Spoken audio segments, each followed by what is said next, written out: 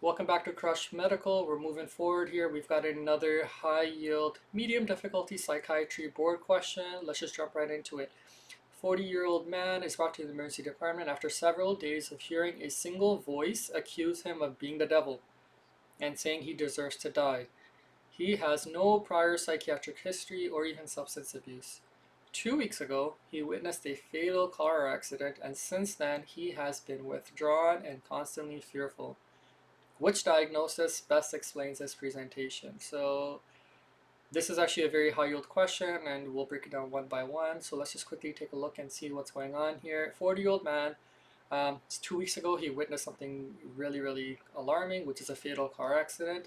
Since that accident, he's been withdrawn, he's more fearful, and now he's having essentially auditory hallucinations, right? Voices in his head telling him he's the devil and he should kill himself.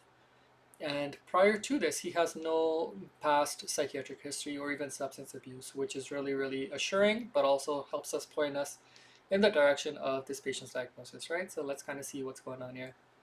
We'll start with option E, dissociative identity disorder, which is a really interesting diagnosis.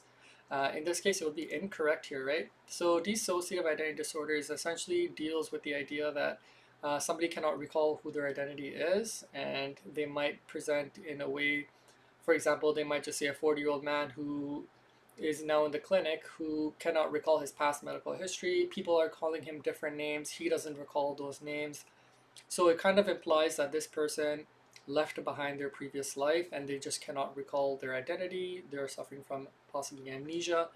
So it's just not what is we're seeing with this clinical picture here, who seems like he's having an acute psychotic episode, right? So dissociative identity disorder is incorrect here, okay?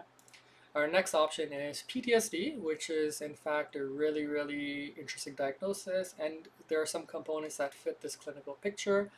Is this the correct answer here though? That would be incorrect, right? So the main high yield point we should be aware of is that PTSD typically presents, number one, after 4 weeks time frame, so like 1 month.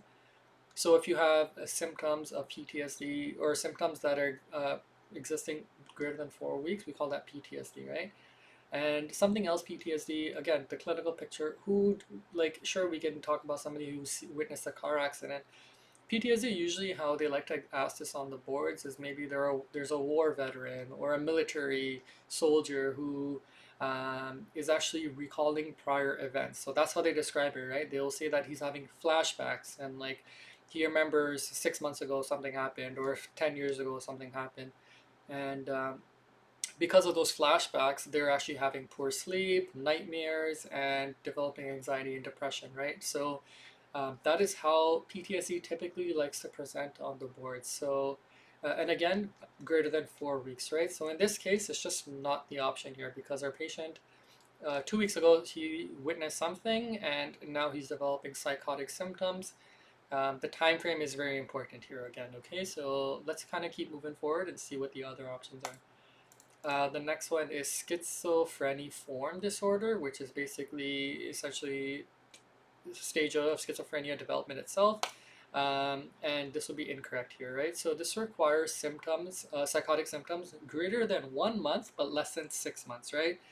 So again, and we can quickly talk about this option B as well here too. So time frame does matter. So if a patient develops psychotic symptoms for less than 1 month in terms of time frame, we call that brief psychotic disorder, right?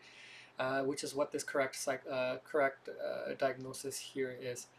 So quickly, we'll just mention brief psychotic disorder is a stressor that is affecting or lasting less than 1 month. We call this brief psychotic disorder, and it's called brief because more often than not, these actually can resolve, right?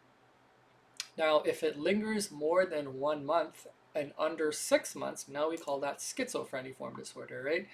So, and then of course, if it's more than 6 months, now we actually call this schizophrenia. So in this case, though, this patient is actually, B is the correct answer. Brief psychotic disorder is the diagnosis.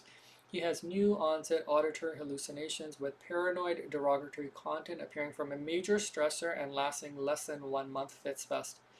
Psychosis is the primary finding, derogatory voice, not just trauma symptoms, stressor, short duration, and also he has no prior psych history or substance abuse, right?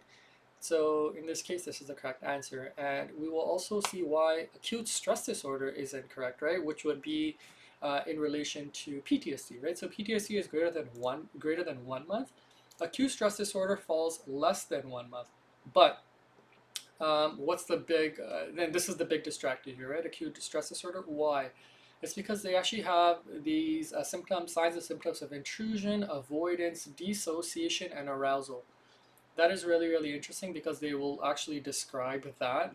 Might say maybe there's hypersexuality or a sense of frequent nocturnal arousals or something along in the clinical vignette. They will describe that for both acute stress disorder as well as PTSD. So it's a really interesting component to that, and it's just not something we see in this clinical picture. Okay, so again, this patient who is dealing with psychosis, we call this brief psychotic disorder. Okay, so this is a really tricky question. Students mess this one up all the time. So if you found this question helpful, make sure to like and subscribe, and we'll see you in the next video.